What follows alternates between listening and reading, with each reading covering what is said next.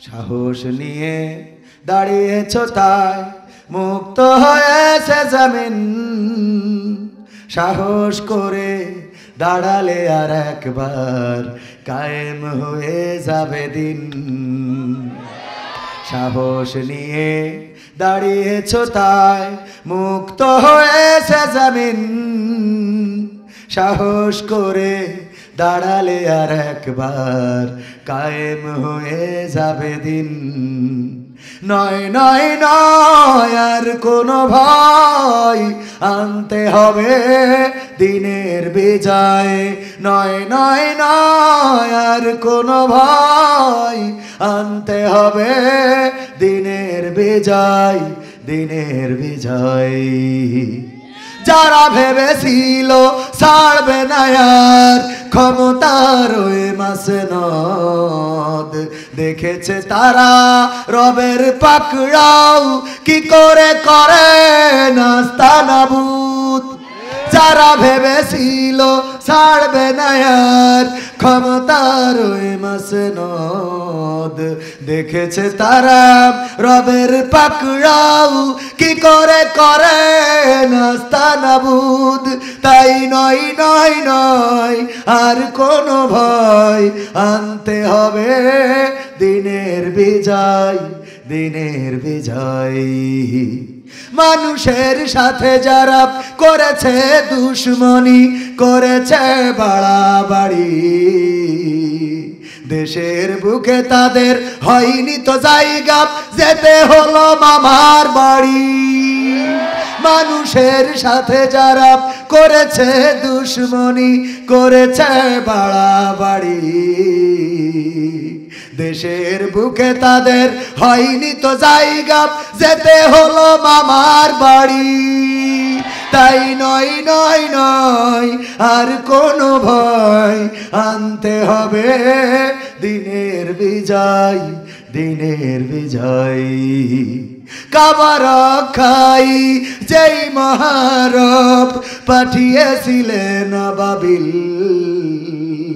আজও তিনি দয়াময় তেমনি আছে বদলেনি তো এক তিল কাবা রক্ষাই যেই মহারব পাঠিয়েছিলেন আবাবিল আজও তিনি দয়াময় তেমনি আছে বদলেনি তো এক তিল তাই নয় নয় নয় আর কোনো ভয় আনতে হবে দিনের বিজয় দিনের বিজয় সাহস নিয়ে দাঁড়িয়েছ তাই মুক্ত হয়েছে জমিন সাহস করে দাঁড়ালে আর একবার কায়েম হয়ে যাবে দিন সাহস নিয়ে দাঁড়াতে রাজি আছেন আগামী দিন যদি কোরআন কায়েমের জন্য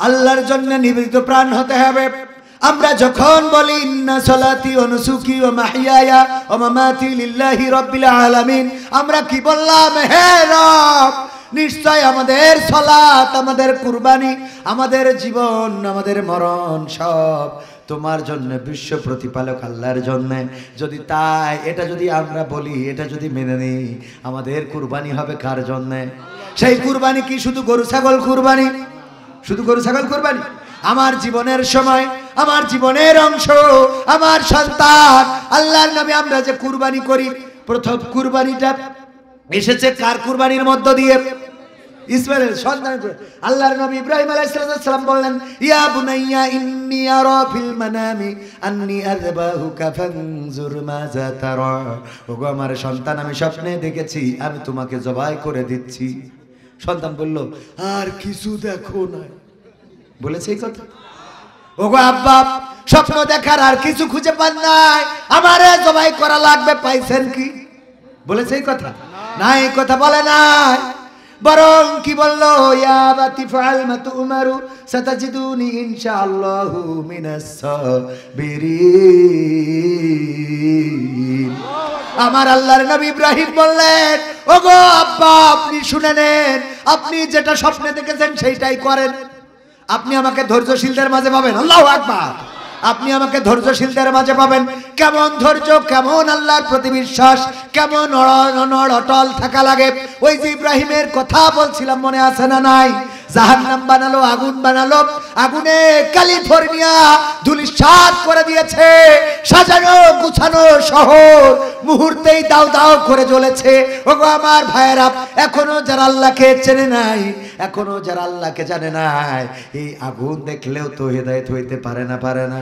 কিন্তু এত কিছু দেখার পরেও যাদের হেদায়েত হয় না, তাদের নসিবে হেদায়েত নাই। আল্লাহর নবীকে দিয়ে আল্লাহ জানিয়েছে, আপনি চাইলেই ওদের হেদায়েত হবে। খতামাল্লাহু আলা কুলুবিহিম ওয়া আলা সামাইহিম ওয়া আলা আবসারিহিম গিশাওয়াত ওয়া লাহুম আযাবুন আযীম। আমার আল্লাহ বললেন, আপনি চাইলেই হবে না। আমি ওদের তো সিল মেরে দিছি, চোখের উপরে কানের উপরে আবরণ ফেলাই দিছি। ওরা শোনেও না, দেখেও না, ওদের হেদায়েত হবে না। আর ওদের জন্য পরকালে রয়েছে কঠিন জাহান্নামের ভয়াবহ আযাব। এই আযাবকে আমরা চাই? যদি আমরা না চাই, আল্লাহর প্রতি নিবেদিত হতে হবে। যখন আগুনের কাছে পৌঁছানো যায় না, তখন ক্রেন ভাড়া করলো। এখন যে ক্রেন, তখন বলতো চড়ক গাছ। কি গাছ? এই চড়ক গাছের মধ্য দিয়ে এক পাশ থেকে বেঁধে দেবে, তারপরে সবাই টেনে ঘুরাবে। ঘুরাইয়ে যখন চলে যাবে, আগুনের পরে অমনি রশি কেটে দেবে, ঝপ করে পড়ে যাবে। কত সুন্দর বুদ্ধি করে ক্রেন, ফিরাউনের নমরুদের আমলে ক্রেনের প্রচলন হয়েছিল। এই ক্রেন বানানো হয়ে গেল, সবাই মিলে টানা শুরু করলো। ফেরেশতারা এসে বলল, ও আল্লাহর নবী, আপনার জন্য আরো সে ফেরেশতারা কান্নাকাটি করে, আমরা এসেছি সহযোগিতা করার জন্য। ইব্রাহিম আলাইহিস সালাম বললেন, আল্লাহ কি পাঠিয়েছে? কয় আল্লাহ পাঠাইছে, কেমন করে সেটা বলি। সেটা হলো, আল্লাহর কাছে বললাম, আল্লাহ তোমার বন্ধু, তোমার খলিল আগুনে পুড়ে যাবে, এটা কি হতে পারে? যদি আমাদেরকে পাঠাও, সহযোগিতা করতে চায়। আল্লাহ রাব্বুল আলামিন বললেন, যাও, তবে আমার ইব্রাহিমের কাছে আগে শুনবা। যদি সে সহযোগিতা যদি চাই তাইলে করবা, যদি না চাই তাইলে ফিরে আসবা। আল্লাহর নবী ইব্রাহিম বললেন, ওগো ফেরেশতারা, তাইলে তোমরা ফিরে যাও। তাইলে তোমরা ফিরে যাও, তোমাদের দরকার নাই। কেন দরকার নাই? কারণ তোমরা যে আল্লাহর কাছ থেকে অনুমতি প্রার্থনা করে এসেছো, আমার অবস্থা তোমরা যা জানো তার থেকে বেশি জানে ওই আল্লাহ। আল্লাহু আকবার। আমার অবস্থা তোমাদের থেকে আমার আল্লাহ আরো ভালো জানে। সুতরাং তোমরা ফিরে যাও। আল্লাহ যদি চান তাহলে আল্লাহ সহযোগিতা করবেন, আর আল্লাহ যদি না চান, সমস্যা নাই। আল্লাহর জন্য পড়তে কোনো আপত্তি নাই, আল্লাহর জন্য ফাঁসিতে ঝুলতে কোনো আপত্তি নাই, আল্লাহর জন্য পানিতে চুবানি খেতে কোনো আপত্তি নাই। সুতরাং তোমরা ফিরে যেতে পারো। আল্লাহ রাব্বুল আলামিন নিজের দায়িত্ব পালন করলেন, বললেন, ইয়া নারু কুনি বারদাও ওয়া সালামান আলা ইব্রাহিম।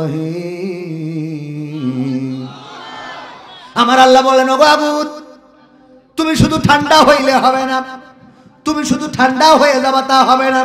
কি হতে পারো? আরামদায়ক হয়ে যেতে হবে, এয়ার কন্ডিশনের মতো, না শীত না গরম। আগুন সুন্দর ফুল বাগান হয়ে গেল। নমরুদ ডাক দিয়ে বলল, এই ডিবি, এই বিজিবি, এই এনএসআই, এই ডিজিএফআই সবকে নাই, তোদের 16 বছর ধরে খাওয়ালাম, আজকে কেন গুলি করতে পারো না? কথা ঠিক আছে না? না মিলাই নেবেন, যদি না মেলে বুঝে নেবেন আমার কাছ থেকে। বললো, এতদিন ধরে তোদেরকে খাওয়াইলাম, এত গাছ, এত কাঠ, এত কেরোসিন, এত ডিজেল, এত পেট্রোল আমি ঢাললাম, আমি আগুন বানালাম, আর সেই আগুনের কাছে আমি যেতে পারিনি। অথচ ইব্রাহিমের জন্য ফুল বাগান কেমনে হয়? এখনকার সময়ও ডাকলো সেনাবাহিনী প্রধান, বিজিবি প্রধান, বিমান বাহিনী প্রধান, স্থল বাহিনী প্রধান, কবর বাহিনী প্রধান, সব ডাকা হলো। ডেকে বলল, 16টা বছর ধরে খাওয়াইলাম, পড়াইলাম, এখন কেন গুলি করতে পারো না? এখন কেন আমার শত্রুদের মারতে পারো না? সেনাবাহিনী প্রধান বলল, আপনি যাই বলেন তাই বলেন, আমাদের দ্বারা আর সম্ভব না। এই যে দ্বারা সম্ভব না, এটা বলিয়েছেন কে? বলিয়েছেন কে? আল্লাহ বললো, আমাদের দ্বারা সম্ভব নাই। আনারু কুনিবার দাওয়া সালামান আলা ইব্রাহিম। আমরা এখন আরামদায়ক হয়ে যাব, ছাত্রদের নিরাপত্তা দিয়ে ঢুকাবো। ঢুকাইছে না? ঢুকাই না? নিরাপত্তা দিয়ে ঢুকাই দিলে যা বঙ্গভবনে যে রাজহাঁস ধরি নিয়ে আয়। কথা কয় না? ইসমাইল আলাইহিস সালাম বললেন, ওগো আমার বাবা, শুধু এখানেই শেষ নয়, আল্লাহর প্রতি কেমন ঈমান থাকা লাগে। শয়তান এসে বলছে কোনে যাও, কয় আব্বার সাথে বেড়াতে যাই। কোনে বেড়াতে যাও? সিরাজগঞ্জে যাচ্ছি। কোনে? উল্লাপাড়ায়। কথার কথা যাচ্ছি ওখানে। কয় ওখানে যে যাচ্ছাও জানো নাকি তোমার আব্বা কি করবে? কয় না জানি না। কয় তোমার আব্বা তোমারে নিয়ে যাচ্ছে জবাই করবে, তাই তোমার আব্বার চাদরের নিচে ছুরি রয়েছে ধারালো, ঘ্যাস করে জবাই করে দেবে। কয় শয়তান, আমার আব্বা কোনোদিন তার সন্তানকে কি জবাই করতে পারে নাকি? কয় পারে না মানে তোমার আব্বার আল্লাহ তার তা আদেশ করেছে। কয় আমার আব্বার আল্লাহ যদি হয় তাহলে তোর আল্লাহ না কেন? বুঝছেন? ইমান ছোট ছোট বিষয়ে ইমান ধ্বংস হয়ে যায়। ছোট বিষয়ে ইমান ধ্বংস হয়ে যায়। পরীক্ষা নিলে সিরাজগঞ্জ ফেল করবে, করবে না? ছোট বিষয়ে ইমান পরীক্ষা করবে, করবো ভাই, যেহেতু বলছে করবো। রেডি? আপনারা রেডি? এইবার কিন্তু প্রস্তুত পরীক্ষার জন্য। ভাইয়েরা আমার, একবার মুনকার নাকিরকে খুঁজে পাওয়া যাচ্ছে না, কোথায় যেন হারিয়ে গেল। অনেক লাশ, ক্যালিফোর্নিয়ায় আগুন লেগেছে, কত মানুষ পুড়ে মারা গেছে, ওদের কবরে রেখেছে। মান রব্বুকা মান দিনুকা মান নাবিয়ুকা প্রশ্ন করবে, কিন্তু মুনকার নাকির নাই, নাই নাই। কোথায় গেল, কোথায় হারালো? আল্লাহ রাব্বুল আলামিন একটা সার্চ কমিটি গঠন করলেন, কয়েকজন ফেরেশতা নিয়ে তাদেরকে পাঠাই দিলেন, যাও দুনিয়ায় খুঁজে দেখো কোথায় আছে। খুঁজে খুঁজে খুঁজে খুঁজে তারপরে দেখা গেল আব্দুল কাদের জিলানির কবরের মধ্যে হাত মুড়া, পিছন দিয়ে পিঠ মুড়া দিয়ে বাইন্ধে রেখেছে মুনকার নাকির।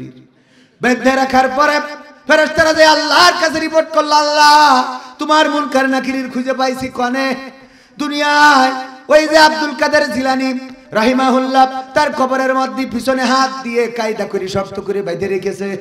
কয় কেন বেঁধে রেখেছে? কয় তা তো জানি না, আমরা ভয়তে চলে আসিছি। কয় যাও যে জিজ্ঞাসা করো কি অপরাধ, কোন অপরাধের কারণে বেঁধে রেখেছে। ফেরেশতারা এসে বলে, ওগো আব্দুল কাদের জিলানী, আমাদের মুনকার নাকির ফেরেশতাদের কিসের অপরাধে বেঁধে রেখেছো? অন্যায়টা কি আমাদের একটু জানাও, আল্লাহ জানতে চাই। বলল সে তারা আমাদের কবরে ঢুকেছে, আমার কবরে এসে আমার সালাম বলে নাই, আমার প্রশ্ন করার জন্য এসেছে, কিন্তু আমাকে সালাম দিয়ে কবরে প্রবেশ করে নাই। এই কথা বলার পরে ফেরেশতারা চলে গেল। আল্লাহ মুনকার নাকির আব্দুল কাদের জিলানির কবরে যে সালাম দেয় নাই, তার কারণে পিঠ মুড়া দিয়েতে হাত পিছনের কায়দা করে শক্ত করে বেঁধে রেখেছে। কয় যে বলো আব্দুল কাদের জিলানি এখন কি চায়, আমি সেটা পূরণ করে দেবো, বিনিময়ে সে যেন আমার মুনকার নাকিরকে ছেড়ে দেয়। বলল ঠিক আছে। ফেরেশতারা এসে বলল, ওগো আব্দুল কাদের জিলানী, এখন তোমার দাবি কি? তোমার যে দাবি আল্লাহ পূরণ করবে, বিনিময়ে মুনকার নাকিরকে ছেড়ে দাও। বলতেছে আমার দাবি হলো এই বাগদাদে যত কবর আছে সব কবরের আযাব মাফ করে দিতে হবে। যখন ফেরেশতারা যেয়ে বলল, ওগো আল্লাহ তোমার বান্দা আব্দুল কাদের জিলানী সে বলেছে এই বাগদাদে যত কবর আছে সব কবরগুলোকে ক্ষমা করে দিতে হবে। আল্লাহ রাব্বুল আলামিন আব্দুল কাদের জিলানীকে ডাক দিয়ে বললেন, ওগো আব্দুল কাদের জিলানী, তুমি তো আমার অল্পের পথে বাঁচাই দিছাও যে তুমি শুধুমাত্র বাগদাদের মানুষের, বাগদাদের যে কটা বান্দা কবরে গেছে তাদের ক্ষমা চাইছাও। আজকে আমারে যে বিপদে ফেলেছো, এই বিপদে আমি এমন বিপদে পড়ে গেছি, তুমি যদি বলতে আল্লাহ মাশরিক থেকে মাগরিব পর্যন্ত, সীমান্ত থেকে জুনুব পর্যন্ত সব কবরবাসীকে কিয়ামত পর্যন্ত মাফ করে দিতে হবে, তাও আমি মাফ করে দিতাম। তবে তুমি যেহেতু বাগদাদের মানুষের কবরের মুক্তি চেয়েছো, আমি তোমার কথা মতো গোটা বাগদাদের সকল কবরবাসীর কবরগুলোকে ক্ষমা করে দিলাম। সবাই জোরে জোরে বলেন সুবহানাল্লাহ। পরীক্ষা কি নেব? পরীক্ষা নেব। সুবহানাল্লাহ বলেছেন কে কে হাত উঁচু করেন? হাত নামান। সুবহানাল্লাহ বলেননি কে কে হাত উঁচু করেন? এই কয়টা পাস, বাকি কয়টা ফেল। বুঝা গেছে? এক সুবহানাল্লাহ ঈমান শেষ। এই ফেরেশতার বেদিরা কেউ কি রাসূলের থেকে বড় হয়ে গেছে? হ্যাঁ, এটা তো এরা ওয়াজ করলে তো আপনারা লাঠি নিয়ে আসার কথা, স্টেজে লাঠি নিয়ে আসার কথা না। আপনি সুবহানাল্লাহ কইছেন, বুঝেন? বলো সামনের বার বলে মনে মনে কইছে সব ফে, এর মানে সুর দিয়ে যাই বলেন না কেন? যদি বলি আহারে